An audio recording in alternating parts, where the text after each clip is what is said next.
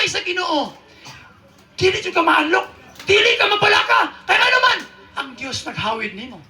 Right? Kaya nga naman, nakay kauban. Sample. Kung ikaw rin, isang Bulakaw ba, mato ka sementeryo. Ikaw raw sa makato ka de. Gabing dako, mato ka de. Hindi ka mato. Pero kung ikauban, madung ka. Kung nakakay kauban, mato dyan ka. Di ka mahalo, kaya nga naman. Namakay kauban. Pero ikaw raw usa, mato ka sementeryo. Alas 12 kami ito. Napay kikit. Sabi, tiyaw na ron. Sabi, ang imong espiritu is wala pa ka buhi, pa ka murag patay na. Tuwa na. Di una ng espiritu nimo. Ang imong lawas na hibilin. Tuwa na to. So, mauni nga, ingon niya nga, protection nga, bisag asa ka mato. Ako maguban ka nimo. O, tanawa. Bisag asa si Brian. Ang Diyos maguban. Brian, kili ka biyan sa Ginoo. Morning saan sa Ginoo. Muna paghihawiran ka sa Ginoo. Ayag buhi sa Ginoo, Brian. Basta hawiran ka sa Ginoo. Hawak lang ayag buhi niya. Kamantay mo itong Titanic na salita. Rose! Jack! Jack mo ka, Jack!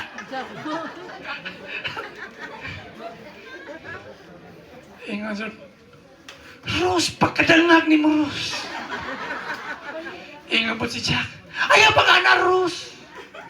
Pisag tugnaw kayo. Hawak kamay ta, Rose. So, usa na gibot ni Jack, Rose, na ay bangka diyang gamay sa kayan. Usar ka tao makasakyan niya na. Ikaw na lang diha.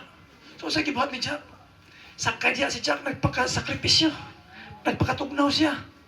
Nga naman, aron lang maluwas ang iyang Rose. Hallelujah. Amen? Amen? Ang Diyos! Ang Ginoo siya may sacrifice! Naakadiha! Wala ka pa sacrifice, Ginoo! Ano man yun siya? I will protect you wherever you go! I will go with you! Nga nang mahadlok man ka. Muna pagkihawiran sa Ginoo! Ayag buhi, Brian.